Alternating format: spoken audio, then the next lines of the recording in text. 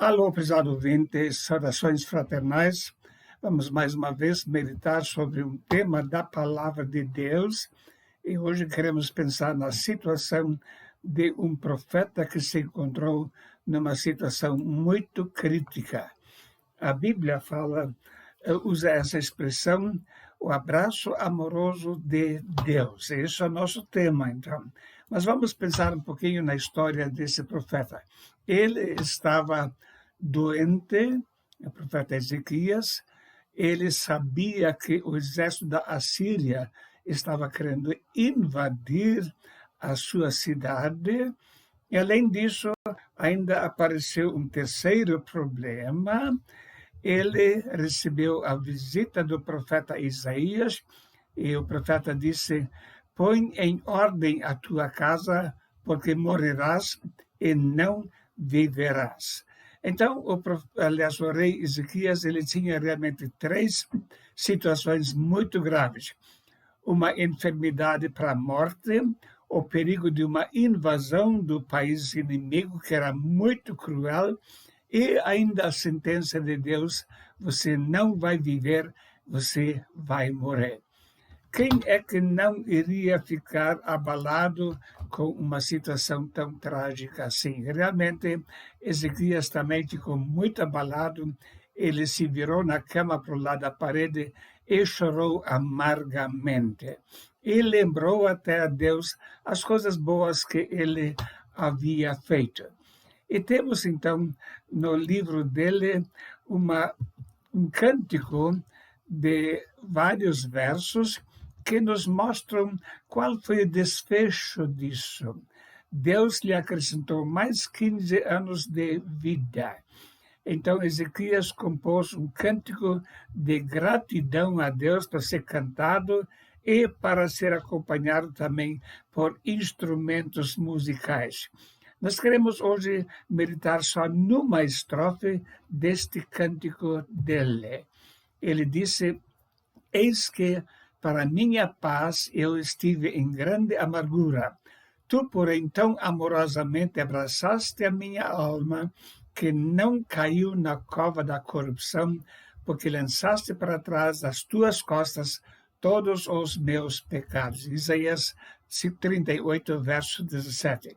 Temos nesta estrofe três verdades muito importantes que marcaram a vida desse rei Ezequias. Ele aprendeu três lições muito importantes. Vamos ver, então, essas três lições que ele aprendeu. A primeira lição era a grande amargura pela qual ele estava passando foi útil para ele. Ele expressa da seguinte forma: eis que para a minha paz eu estive em grande amargura. Então, essa circunstância tão traumática o levou a uma grande amargura, mas o objetivo dessa circunstância era realmente levar a paz para ele. As dificuldades da vida devem nos conduzir a uma paz profunda para com Deus. Isso é uma lição que nós também devemos aprender na época em que nós estamos vivendo. O salmista diz: foi-me bom ter sido afligido, para que aprendesse os teus estatutos. A nossa tendência é sempre olhar com desgosto para circunstâncias adversas. Reclamamos, às vezes não compreendemos a Deus e gostaríamos que tudo passasse logo. Porém, precisamos aprender na hora das dificuldades que Deus tem um propósito com as circunstâncias difíceis. E essas circunstâncias nos devem levar a uma situação de profunda paz para com Ele. Eu lembro sempre de um italiano que estava com 92 anos, quando se recuperou do coronavírus. Ele recebeu, então, uma conta de 600 euros para pagar pelo uso do respirador e logo começou a chorar. Então, o médico disse: bom, a conta não é tão grande assim, o senhor vai conseguir pagar. Ele disse: eu não estou chorando por causa desses 600 euros. Eu me lembro agora que durante 92 anos eu fiquei respirando ar de graça. Nunca paguei nada por isso. E nunca agradeci a Deus por isso. E isso agora me faz chorar pelo fato de nunca ter agradecido. Realmente, precisamos, às vezes, passar por situações muito difíceis para aprender quanta bênção, quantas dádivas de Deus recebemos dia a dia. E muitas vezes não aprendemos essa lição enquanto tudo está muito bem. Deus falou que o povo judeu iria ficar 70 anos na Babilônia, porém, esse tempo teria um propósito, um pensamento de paz. Porque eu bem sei os pensamentos que tenho a vosso respeito, diz o Senhor, pensamento de paz e não de mal, para vos dar o fim que esperais. Então, Deus mostra, mesmo punindo o povo, a intenção é trazer a paz para o coração das pessoas, para levar as pessoas para aquele objetivo, aquele alvo que desejam entrar. Assim como Ezequias, também o povo de Israel iria passar pela mesma experiência. Sim, experiências difíceis e traumáticas muitas vezes são necessárias para nos aproximar novamente de Deus e da sua paz. E por isso não devemos encarar isso como sendo uma tragédia sem finalidade. Foi para minha paz. As amarguras da vida devem colocar em evidência o nosso real estado espiritual e nos conduzir a um relacionamento mais íntimo para com Deus. Nada acontece por acaso. Romanos 8:28, e sabemos que todas as coisas cooperam para o bem daqueles que amam a Deus, daqueles que são chamados segundo o seu propósito. E o apóstolo Paulo já havia mencionado uma série de adversidades, no Romanos capítulo 8, e depois de citar essas dificuldades e lutas e angústias e perseguições, ele diz: todas as coisas contribuem para o bem daqueles que amam a Deus. Então, a primeira lição para Jeremias, aliás, para Ezequias, foi essa: as adversidades na vida têm um propósito e elas são muitas vezes necessárias para nos levar ao fim que nós desejamos. Um certo jovem estava debochando com a sua conduta do seu pai, gastando tudo que podia gastar, nunca se preocupou com o cuidado pelas propriedades do pai, não queria trabalhar, só era preguiçoso e só queria se divertir. Quando o pai já estava bem idoso, ele disse: filho, eu sei que você vai desperdiçar todo o resto das coisas que eu tenho. Eu sei que você não vai trabalhar. Agora eu quero te pedir um último favor, um último pedido para você. Eu coloquei aqui em cima no sótão um pau e uma forca. Eu quero que no momento do desespero, quando você não tiver mais esperança nenhuma, você suba lá, coloque a corda em volta do seu pescoço e se enforque lá.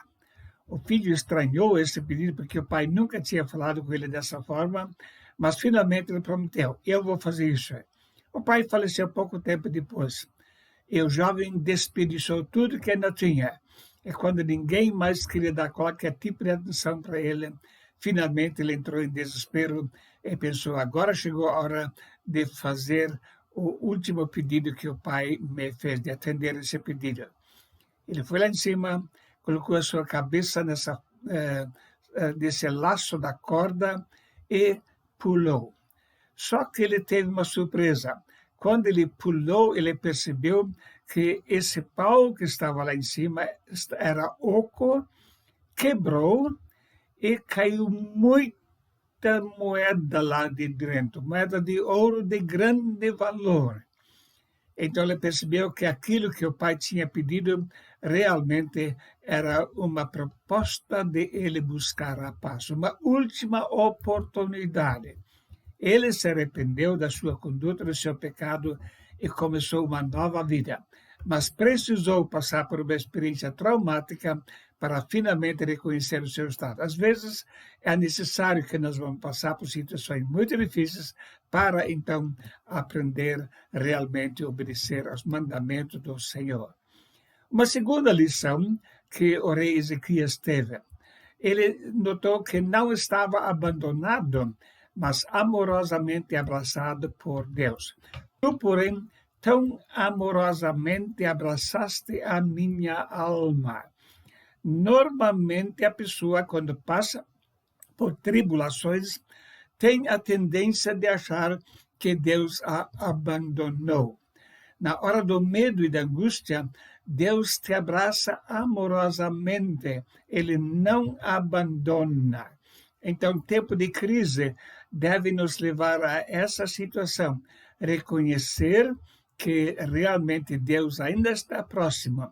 E muitas vezes vem à memória pecados cometidos no passado.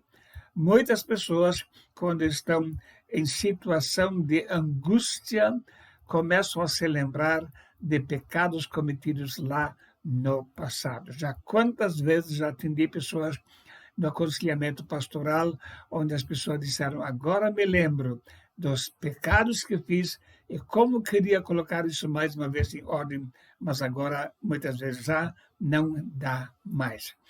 Já falou, se pequei, que te farei a guarda dos homens, porque fizeste de mim um alvo para ti, para que a mim mesmo me seja pesado.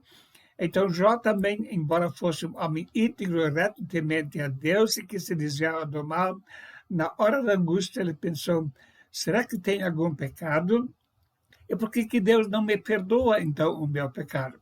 Então, nessa época surge, muitas vezes, felizmente, um desejo de restabelecer as boas relações para com Deus, para receber a paz novamente. Já continua. E por que não perdoas a minha transição? E não tiras a minha iniquidade? Porque agora me deitarei no pó e de madrugada me buscarás e não existirei mais. Então Jó tinha esse sincero desejo que o seu relacionamento com Deus fosse colocado completamente em ordem. E ao contrário do que a pessoa às vezes pensa, que a ira de Deus se manifesta, não. Para o Filho de Deus sempre existe um Deus amoroso, ele sim castiga aquele que ama, mas ele realmente quer restaurar a vida da pessoa. Nós temos várias situações na Bíblia de pessoas que ficaram no desespero. Elias, por exemplo, quando ele estava realmente desistindo do ministério e foi lá para uma caverna e Deus lhe disse, sai para fora e põe-te nesse monte perante o Senhor. E eis que passava o Senhor como também um grande e forte vento que fendia os montes e quebrava as penhas diante do Senhor. Porém, o Senhor não estava no vento. E depois do vento, um terremoto. Também o Senhor não estava no terremoto. E depois do terremoto, um fogo. Porém, também o Senhor não estava no fogo. E depois do fogo, uma voz mansa e delicada. E sucedeu que, ouvindo Elias, envolveu o seu rosto na sua capa e saiu para fora e pôs a entrada da caverna. E eis que veio a ele uma voz que dizia, que fazes aqui, Elias? Então, note, Elias sentiu primeiro o perigo da morte por parte de Jezabel. Ele fugiu, se escondeu numa caverna, ele viu a grande tempestade, trovões e terremotos assim por diante, mas finalmente ele ouviu uma voz mansa e delicada e percebeu, Deus está comigo, Deus está me abraçando. Então, depois do fogo, uma voz mansa e delicada. Que fazes aqui, Elias? Podemos ter a certeza que mesmo em situações de grande dificuldade, Deus está próximo. Ele quer nos falar de uma forma mansa e suave e nos trazer para mais perto dele. Eu li durante esse ano já uma meditação, uma devocional, Uma senhora que estava servindo fielmente a Deus estava muito cansada do serviço, sentiu-se exausta, sem forças para continuar. Então ela falou assim: Deus, eu precisava tanto um abraço seu para ficar reanimada. Deus, por favor, me dê um abraço. E nisso alguém bateu na porta, uma outra senhora entrou e disse: eu vim te dar um abraço em nome de Deus. E deu um abraço bem apertado. Como ela se sentiu confortada quando sentiu alguém em nome de Deus lhe dando um abraço. Sim, quando você pensa que tudo está dando errado, Deus ainda está perto, está querendo dar um abraço a você. O que Deus mais deseja em tempo de crise é aprofundar o nosso relacionamento com Ele. Ele quer nos trazer para bem perto dele. A terceira lição: a aflição serviu para minha purificação. Ezequias diz: porque lançaste para trás das tuas costas todos os meus pecados. Ele ficou com essa certeza: agora a minha vida está em ordem. Deus quer usar tempo de dificuldade, de luta, de aflição, para nos trazer para perto dele e para que a nossa vida seja realmente, completamente restaurada, que estejamos realmente numa profunda paz para com Deus. Lembra o Salmo 119, 67? Antes de ser afligido, andava errado, mas agora tenho guardado a tua palavra. Sim, as aflições têm uma finalidade para a nossa vida. Salmo 103, nós lemos: ele não nos trata segundo os nossos pecados, nem nos castiga segundo as nossas iniquidades, porque assim como o céu está elevado acima da terra, assim é grande a sua misericórdia para com aqueles que o temem. Tanto quanto o Oriente está longe do Ocidente, tanto tem ele afastado de nós as nossas transgressões. Deus é um Deus que tem prazer em perdoar. E Ezequias percebeu nessa hora tão difícil: eu tenho um Deus que me abraça, eu tenho um Deus que tem prazer em me perdoar. Ele perdoou e lançou para trás das suas costas todos os meus pecados. O apóstolo Pedro escreve: para que a prova da vossa fé, muito mais preciosa do que o ouro que perece e aprovado pelo fogo, se ache em louvor e honra e glória na revelação de Jesus Cristo. 1 Pedro 1, verso 7. O objetivo não é destruir a joia. O objetivo é torná-la mais preciosa. O tempo de aflição não tem como finalidade destruir a nossa vida fazendo desistir, mas tem a finalidade de nos purificar para que sejamos mais consagrados a Deus, para que tudo esteja em ordem perante o nosso Deus.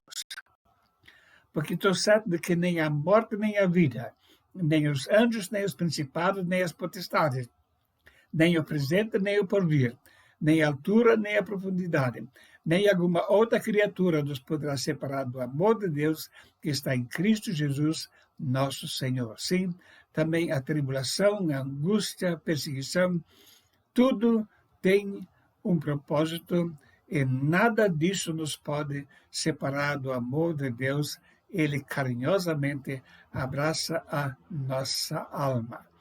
Temos experimentado nesse tempo de pandemia o abraço amoroso de nosso Deus. Temos examinado o nosso estado espiritual. Temos colocado nossa vida em ordem com Deus naquelas áreas onde ainda precisava ser feito um trabalho da parte de Deus. Que Deus possa nos abençoar e que possamos continuar também nesse tempo difícil a serviço do Senhor. E que provações difíceis, como doença, até ameaça de morte, como circunstâncias externas, tudo isso possa nos levar a nos examinar e nos aproximar mais e mais de Deus. Muito obrigado, amigo, pela sua atenção e que Deus nos abençoe. Amém.